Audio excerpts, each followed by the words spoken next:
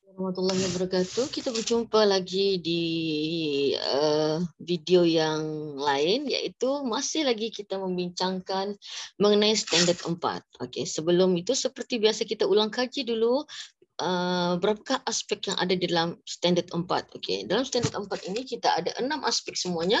Guru sebagai perancang, guru sebagai pengawal, guru sebagai pembimbing, guru sebagai pendorong minda murid, pendorong emosi murid, guru sebagai penilai, dan guru dan murid sebagai pembelajar aktif. Dan kita nampak di sana pembahagian markah telah ditunjukkan di hadapan. Okey, telah ditunjukkan di hadapan. Dan hari ini, video hari ini kita akan berfokus di bahagian 4.1 guru sebagai perancang, tetapi kita hanya fokuskan kepada tindakan yang ketiga, iaitu menyediakan bahan bantu mengajar, bahan bantu belajar TMK. Okey, mari kita tengok. Mari kita kupas bahagian tindakan yang ketiga ini. Seperti biasa, untuk kita mendapat kualiti 4 daripada tahap tindakan ini, kita tengok di rubrik untuk tahap kualiti, mestilah mengikut pelbagai aras murid, mengikut peruntukan masa yang ditetapkan, serta mematuhi ketetapan kurikulum arahan yang berkuat kuasa. Jadi, hari ini kita akan berfokuskan, apakah ABM, alat bantu mengajar. Alat bantu mengajar ni macam biasalah, pembesar suara, LCD, laptop, itu kalau kita bersuah muka kan. Kalau kita sekarang PDPR ni banyak laptop lah.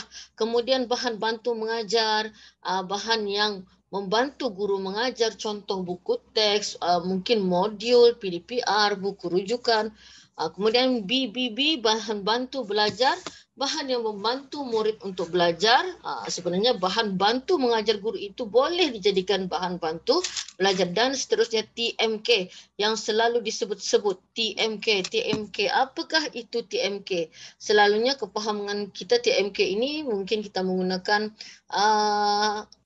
teknologi lah kan, itu kepahaman kita. Okey, mari kita kupas bahagian ini satu persatu. Okey.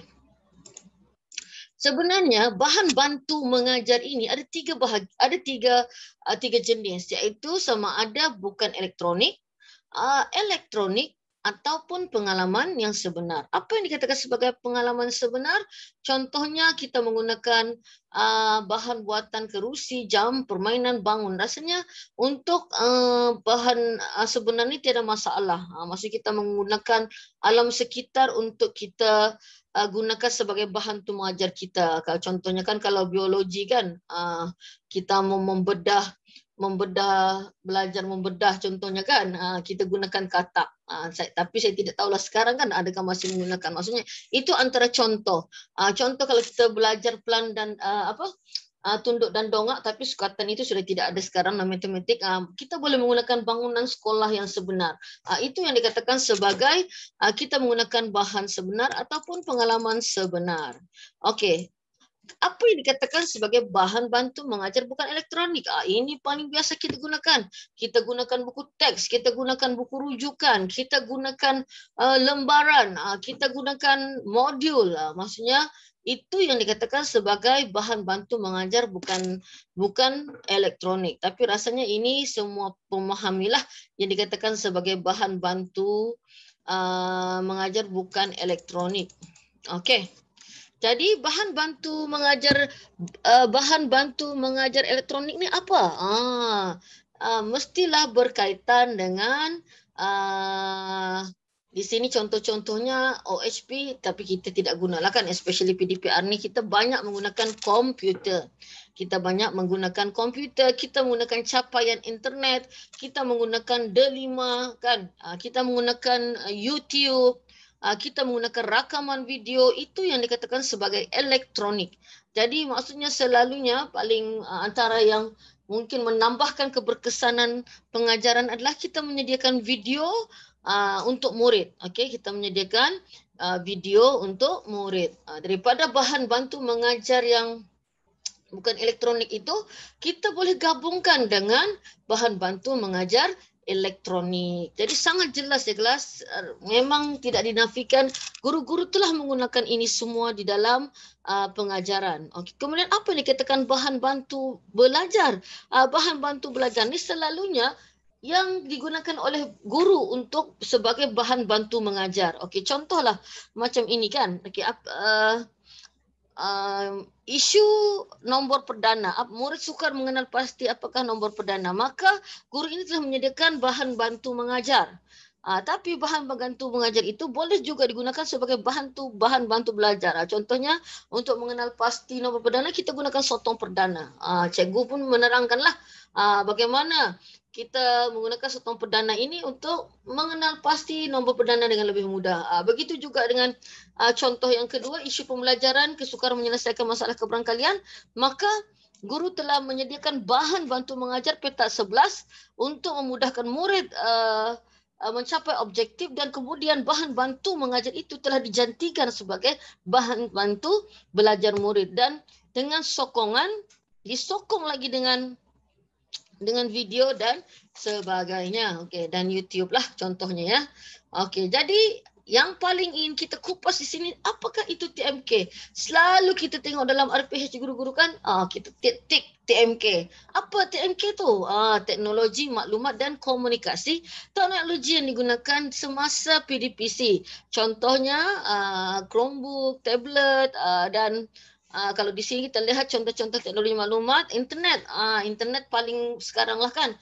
PDPR ni kita memang menggunakan internet, YouTube, laman web, kita menggunakan PowerPoint, kita menggunakan video kan, kita menggunakan pesanan ringkas, WhatsApp, Telegram. Itu semua adalah contoh-contoh teknologi maklumat dan komunikasi yang digunakan oleh guru, especially COVID ini sebenarnya di sebalik di sebalik cabaran dugaan ujian itu ada hikmah, di mana kalau sebelum ni guru-guru kurang menggunakan TMK, tetapi oleh kerana PDPR ini mau tidak mau guru-guru terpaksa belajar menggunakan TMK. Okay? Jadi TMK di sini ada teknologi yang digunakan khasnya dalam penggunaan komputer. Khasnya lah dalam penggunaan komputer kan.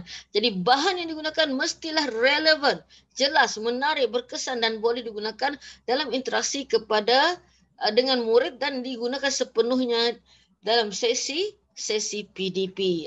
Jadi itulah TMK ya kelas. Jadi maksudnya untuk bahagian ini, okey, bagaimana TMK membantu? Maksudnya membantu dalam proses PDPR terutamanya sekarang inilah. Okey, jadi di sini kita tengok ada satu contoh ya, tajuk graf. Tajuk graf tingkatan 2. Sukar untuk kita mengajar murid dalam keadaan murid di rumah dan murid di rumah dan kita pun di rumah. Maksudnya bukan berada dalam kelas.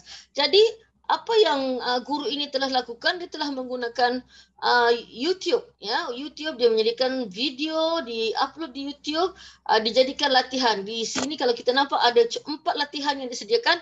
Latihan pertama itu sebenarnya adalah latihan bagaimana mengisi tabel. Maksudnya murid hanya perlu meniru apa yang guru itu buat dalam video tersebut. Kemudian yang kedua pun masih juga sama, pengukuhan bagaimana untuk mengisi jadual. Kemudian yang ketiga barulah bermula dengan melukis graf daripada yang aras rendah. Dan yang keempat barulah kita melukis graf yang skalanya kita letakkan sendiri, dan kemudian kita memplotkan graf itu, dan kita belajar mendapatkan nilai petak kecil di dalam graf tersebut. Jadi maksudnya TMK ini sangat membantu guru dalam pengajaran, sama ada PDPR ataupun dalam suasana fizikal yang sebenar. Jadi semoga serba sedikit membantu kefahaman, menambah kefahaman kita, menambah ilmu kita untuk guru sebagai aspek bahagian guru sebagai perancang di tindakan yang ketiga. Okay, kita berjumpa lagi video yang seterusnya. Bye semua. Terima kasih.